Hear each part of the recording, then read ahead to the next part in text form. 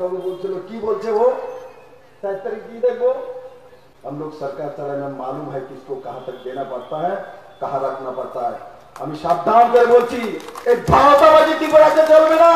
सीधा হয়ে যাও না হলে এমন সিধা করবে কোন দিন দাঁড়িয়ে জল খাওয়ার মতো পজিশন থাকবে না মেরে মিত্র এই ভাওতাবাজি ত্রিপুরাতে নরেন্দ্র মোদীর নেতৃত্বে সরকার রয়েছে আর মানিক শাহর নেতৃত্বে ত্রিপুরাতে ভারতীয় জনতা পার্টির সরকার মাত্র 1 বছর হয়েছে আরো 4 বছর আছে এই পাওয়ারের ভাওতাবাজি আমরা দেই না কাউকে ধমকি দেই না আমরা ধমকি দিয়ে রাজনীতি করি না আমরা ভালোবাসার মাধ্যমে রাজনীতি করি আমরা ইজ্জতের মাধ্যমে রাজনীতি করি ত্রিপুরার মানুষকে তারা লুণ্ঠন করেছে ধমকি দিয়েছে আজও তারা সেই স্বভাব থেকে পাল্টায়নি আমি বলছি এখান থেকে শুধরে যাও না হলে মাটির এত নিচে নিয়ে যাব যে কোথায় বাপ কোথায় মা খুঁজে পাবে না জানা দরকার আপনাদেরকে জানা দরকার এদেরকে আর তারপরে ভেবেছিল সুধীর মজুমদারের সঙ্গে বাপ যেটা করে সেটা করবে আর তারপর যখন নরেন্দ্র মোদী শপথ গ্রহণ করেছে আমি দিল্লি থেকে ত্রিপুরাতে এসেছি ওই রাত্রে 11টার মধ্যে মন্ত্রী পরিষদ থেকে ওকে ঝাড়ু মেরে সাফ করে ফেলে দিয়েছিলেন कांग्रेस सीपीएम একখানে কলকাতাতে হওয়াতে ওয়েস্ট বেঙ্গল হওয়াতে যে দাদা কো 7 তারিখ দেখে দেবে দাদা কই গেছে হ্যাঁ ভাওতাবাজি করো ওদিন कांग्रेस सीपीएम একটা হওয়াতে মমতা ব্যানার্জি যে ডাক্তার আনছে দিদি আমরা কংগ্রেস সিপিএম করব না একসঙ্গে থাকতে পারবো না কংগ্রেসে থাকতে পারবো না কারণ কংগ্রেস সিপিএম আমাদের রাজ্যে একখানে হয়ে গেছে তার জন্য মান ইজ্জত ত্রিপুরার মানুষকে বাঁচানোর জন্য আমরা তৃণমূলে আপনার তৃণ হয়ে থাকবো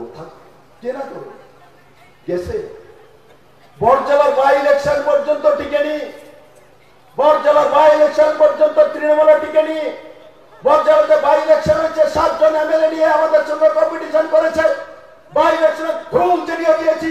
এই রাজ্যের মধ্যে তৃণমূল জামানত জব্দ হয়ে গেছে কংগ্রেসের জামানত জব্দ হয়ে গেছে ভারতীয় জনতা পার্টি দ্বিতীয় পজিশনে কংগ্রেসের সঙ্গে চলে এসছে বিপ্লব দেব ইতিহাস বলে সচ বলে আর তার পরিণাম 2018 3-4 মাসের ইলেকশন আগে তোমরা ঘুরে ফিরে আবার বিজেপি কে আন্দারে লয়ে যান আন্দারে বিজেপি যান লইছি বিজেপিতে নেওয়ার পর তাদেরকে এমএলএ টিকিট দেওয়া হয়েছে ওকে দেওয়া হয়েছে মন্ত্রী বানানো হয়েছিল মন্ত্রী বানানোর পর 2019 এর লোকসভা ইলেকশনের সময় এমনি লোকসভা ইলেকশন চলছিল নরেন্দ্র মোদীর বিরোধ করছিল আমার সঙ্গে মন্ত্রী থেকে বলছে যাকে খুশি তাকে ভোট দাও বলতে পারে